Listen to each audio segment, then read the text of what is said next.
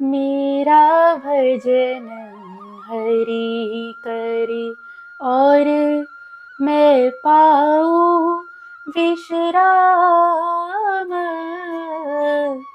मेरा भजन हरि करे, मेरा भजन हरि करे और मैं पाऊँ विश्राम।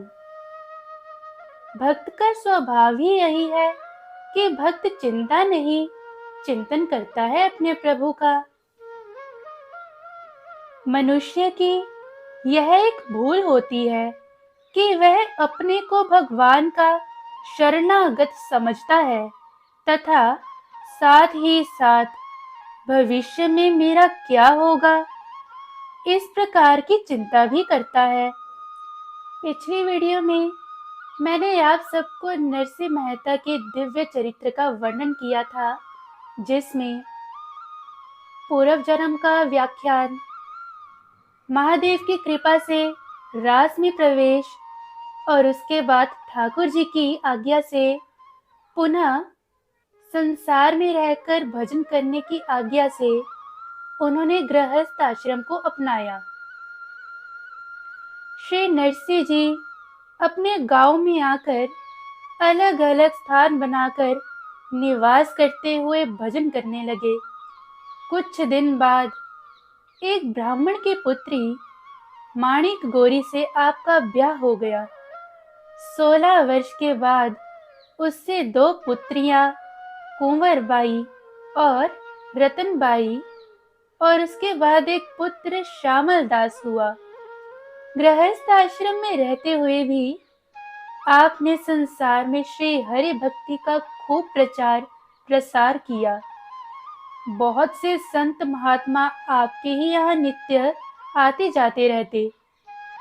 श्री ठाकुर जी को घर में पधराकर आप उनके नित्य नियम से सेवा अर्चना करते। श्री नरसिंह जी के ऐसे पवित्र आचरणों से इनकी महिमा बढ़ी। परंतु दुष्ट जन इनके साथ दुष्टता करके भला इनका क्या बिगाड़ सकते थे, क्योंकि चारों ओर से इनकी रक्षा करने वाले श्री गिरवरधारी जी थे।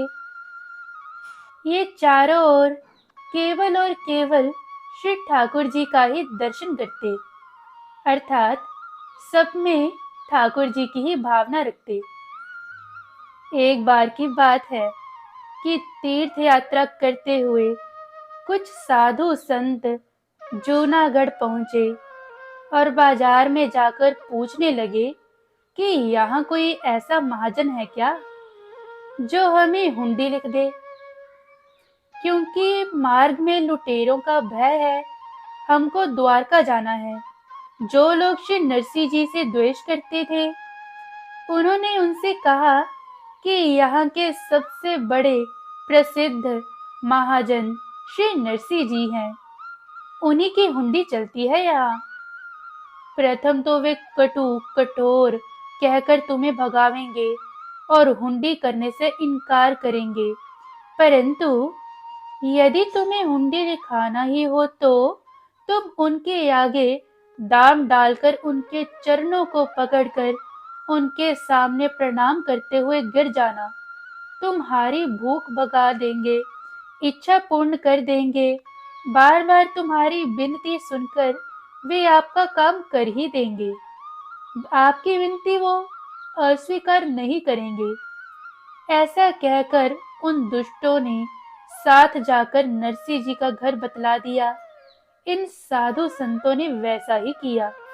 श्री नरसिंह जी ने संतों को अपनी छाती से लगा लिया और विनती करते हुए बोले, मेरे बड़े भाग्य है जो आप लोगों ने आकर दर्शन दिया।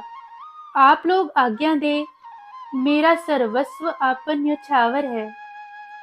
श्री द्वारका की यात्रा करने वाले साधुओं ने गिनकर 700 रुपयों का ढेर श्री नरसिंह जी के आगे लगा दिया तथा उनके चरणों में प्रणाम करके बार बार प्रार्थना करने लगे कि हमें 700 रुपयों की हुंडी लिख दीजिए, हमें द्वारका जाना है।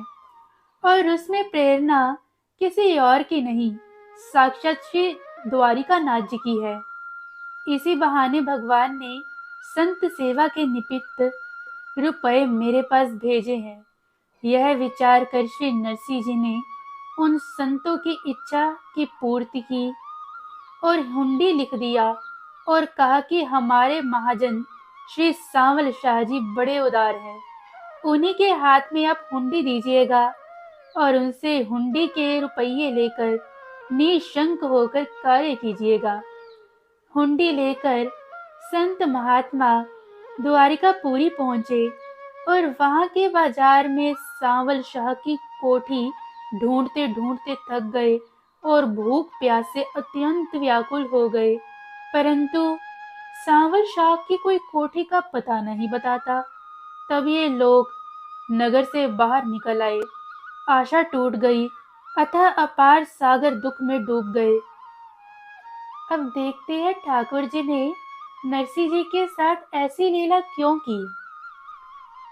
द्वैषी ब्राह्मणों ने श्री नरसिंह जी की पत्नी के देहांत होने पर श्राद्ध करने के लिए दुराग्रह किया और 700 नागर ब्राह्मणों को भोजन कराने की हामी भरवा ली। इसी अवसर पर भगवत प्रेरणा से हुंडी के रुपए आए और उन रुपयों से साधु ब्राह्मणों को भोजन करा के हुंडी लिख दी। संतों की प्रसन्नता के लिए रुपए लेकर हुंडी लिख दी और उन रुपयों को संत सेवा में लगाकर बीजक के रूप में श्री ठाकुर जी के पास पहले ही भेज दिया। अब जानते हैं श्री नरसिंह जी ने हुंडी में लिखा क्या था। सिद्धि श्री परम शोभा धाम श्री द्वारिका निवासी प्रियतम प्राणाधार सेठ श्री श्यामल शाह वासुदेव जी को जूनागढ़ से लिखी श्री नरसिंह दास की राम राम वंचना। आगे निवेदन है कि मैंने इन 4 साधु यात्रियों से नगद 700 रुपये लेकर आपके नाम की हुंडी लिख दी है, अतः कृपया हुंडी पात्र के देखते ही आप इन्हें पूरे 700 रुपये नगद भुगतान कर देना जी। आपका नरसिंह। अब ठाकुर जी ने आगे लीला की। संतों को द्वारिका में व्यथित देखकर श्री नरसिंह जी की हुंडी चुकाने के लिए श्री द्वारिकाधीश भगवान सांवल शाह सेठ का रूप धारण कर कंधे पर रुपयों से भरी थैली रखकर संतों के निकट पधारे और बोले, श्री नरसिंह जी की हुंडी किसके पास है? जिसके पास हो वो आकर अपने रुपये गिनकर ले ले। संतों ने कहा, अजी सेठ जी, आप बहुत अच्छे आए। हम लोग आपको बाजार में ढूंढ ढूंढ कर हार गए, पर आप नहीं मिले। सांवल शाह बोले, आपको रुपये देने में इतना विलंब हुआ, अतः हमें भी लज्जा लग रही है। विलंब का कारण यह है कि मैं बाजार में रुपयों के दासों को नहीं मिलता हूँ। मेरा निवास एकांत में है और इस बात को कोई कोई भगवान के भक्त ही जानते हैं। ये लीजिए अपने रुपये और उनसे अपना कार्य कीजिए। यह कहकर भगवान ने हुंडी लेकर रुपये दे दिए और उसके उत्तर में चिट्ठी लिखी कि मेरे पास रुपयों की कमी नहीं है नरसिंह, आप बार बार हुंडी लिखकर भेजा करें। संत जन द्वारिकापुरी का दर्शन करके लौट आए और श्री नरसिंह जी को सांवल शाह की चिट्ठी दी। उसे पाकर श्री नरसिंह जी प्रेमानंद में डूब गए और उन्होंने उन संतों को गले से लगा लिया। एक बार सभी प्रेम से बोल दीजिए, सांवल शाह श्री द्वारिकानाथ की जय हो। श्री नरसिंह जी ने संत महात्माओं से कहा कि आप लोग यह बताइए कि सांवल शाह जी आपको मिले या नहीं। उन संतों ने कहा, हाँ मिले और बड़े प्रेम से मिले। वे लोग भी प्रेम के रंग में डूब गए जब उन्होंने जाना कि सांवल शाह और कोई नहीं, साक्षात श्री द्वारिकाधीश हैं। अतः श्री द्वारिकानाथ श्री कृष्ण इनके सभी कार्य मनोरथों को ऐसा ही पूरा करते थे। तो देखा आपने, श्री ठाकुर जी अपने भक्तों की पग पग पर सहायता करते हैं, परंतु आपका भी भाव श्री नरसिंह जी के जैसा ही होना चाहिए।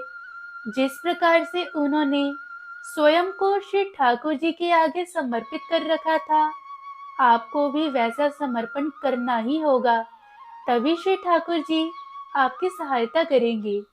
अगली वीडियो में मैं आपके सामने नरसिंह जी के जीवन में एक ऐसी चमत्कारी घटना को लेकर आऊंगी जिसे सुनकर आपका मन भी रो पड़ेगा कि श्री ठाकुर जी क्या क्या नहीं करते अपने भक्तों के लिए।